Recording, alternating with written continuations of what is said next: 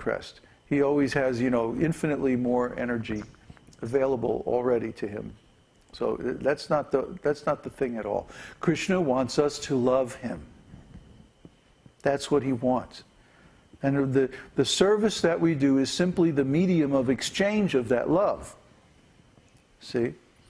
Like I was always a musician, so the first thing I learned to do, well, not the first thing, but one of the first things was to play music for Krishna, to chant very nicely and all like that. You see, so whatever it is that you do, or whatever it is that you have, or whatever it is that you want to give to others as a token of your affection or your love, give that to Krishna. And then Krishna will reciprocate. Not because of the stuff that you offer. He already has enough stuff. It's because of the love. So if we love Krishna like that, then Krishna will be very, very interested, and he will come to see, oh, who is this devotee who is loving me so much? I want to see them. And he will appear to accept our service. And this is the goal, this is the objective, this is the perfection, this is the end of this wonderful path that Narottam Das was talking about in this song.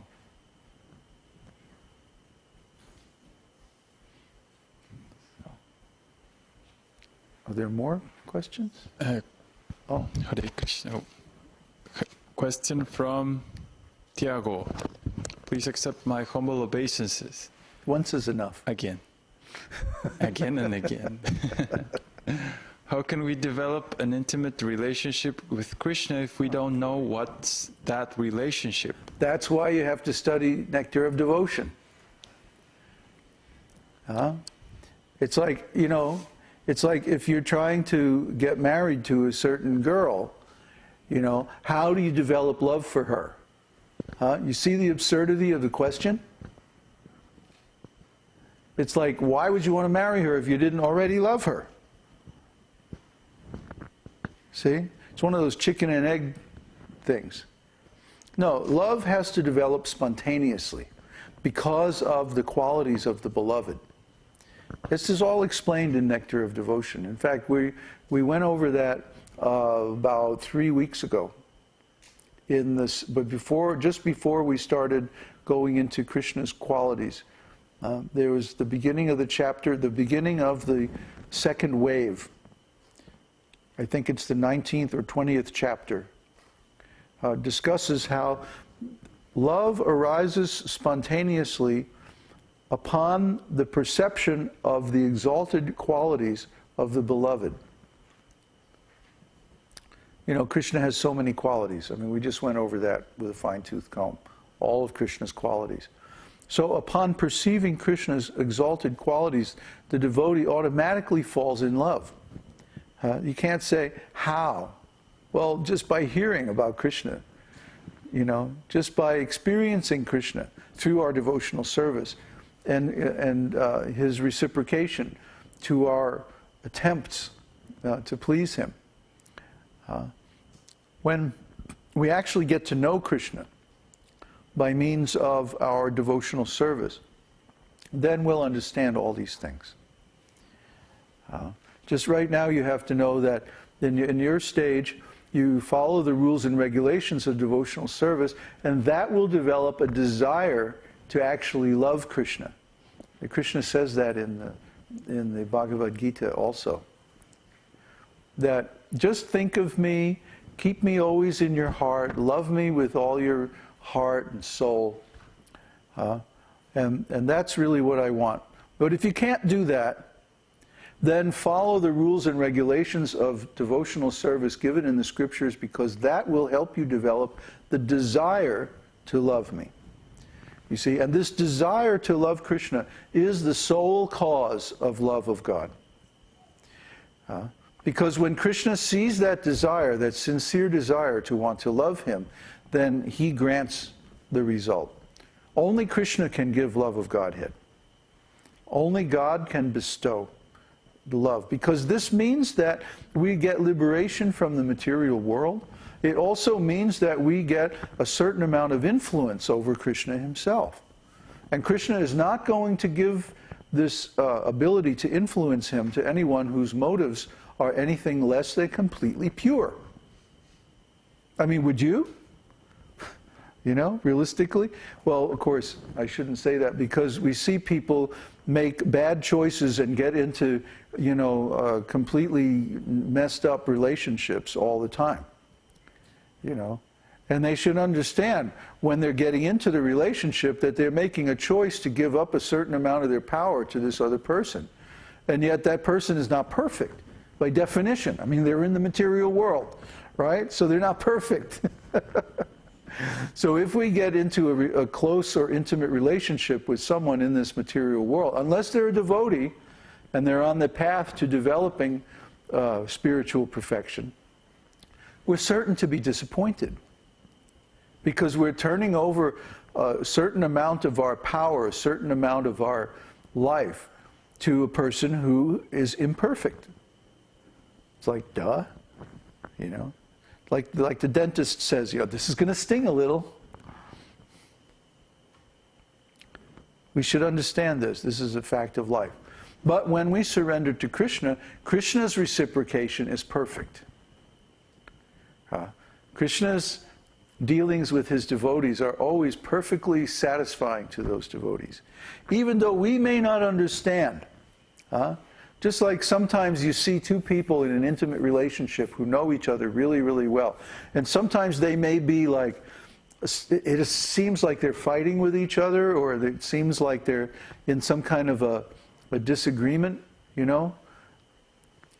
But actually they're just like teasing each other and enjoying each other's company. I don't know if Southern people do this a lot.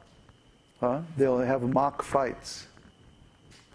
You know, you go down south in Georgia and Alabama and places like that, and people are like, "You uglier than a hound dog." You know, and the other one said, "You're so stupid you can't remember your own mama's name."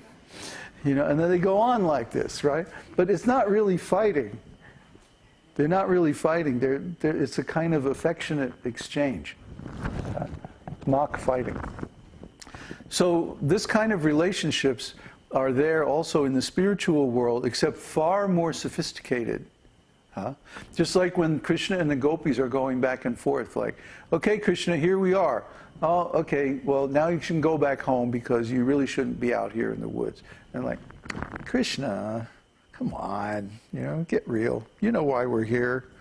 Let's get down to it, you know? And Krishna is, oh, well, it's really not proper, you know? Where's my halo? You know? And the gopis are, oh, you just like to torment young girls. They're like teasing each other back and forth. It may seem like a fight, but actually it's not a fight. It's actually very loving. And sometimes there's descriptions of Krishna, Radha and Krishna's pastimes, where, especially with Vishaka, Lalita and Vishaka, the two chief gopis in Radha's group, oh man, they can be really tough. Like, Krishna, you have to pay your obeisances to Queen Radha right now, or we're going to eject you from her kunda. And Krishna is like, oh, okay. There's some offense, you know, that he made. You know, so on the one hand, the gopis are completely surrendered to Krishna, and Krishna can do anything he wants. But on the other hand, if he does anything he wants, then there's going to be consequences. But this is all within the context of very intense love. The love is so intense that it's stronger than the anger. It can contain that anger of those loving pastimes. In this material world, if a relationship got to that point, it would probably break up. But in the spiritual world, there's no such thing as breaking up with Krishna. Radha and Krishna are never going to break up. They're like part of each other. How could they ever break up? So within their relationship, there are often very intense exchanges that are hard for us to understand. You see, this is why Narottam Das says the only way to understand the pastimes of Radha and Krishna is to study the books of the Goswamis. The Goswamis explain all these things all the intricacies of rasa. These relationships are far, far beyond anything in this material world. So it requires some special understanding. Otherwise, we'll misunderstand. And if we think that Radha and Krishna's relationships are like relationships in this material world, then this is very offensive. So we don't want our students to make offense. That's why we're studying all these things. Babaji, in which stage of spiritual life should we read the books of the six Goswamis? Bhava. Well, there are some books like Nectar of Devotion you can read at any stage. But the really advanced stuff, you know, like Ujjvala Nilamani and Vidagdha Madhava, Lalita Madhava, these should be read in the advanced stage.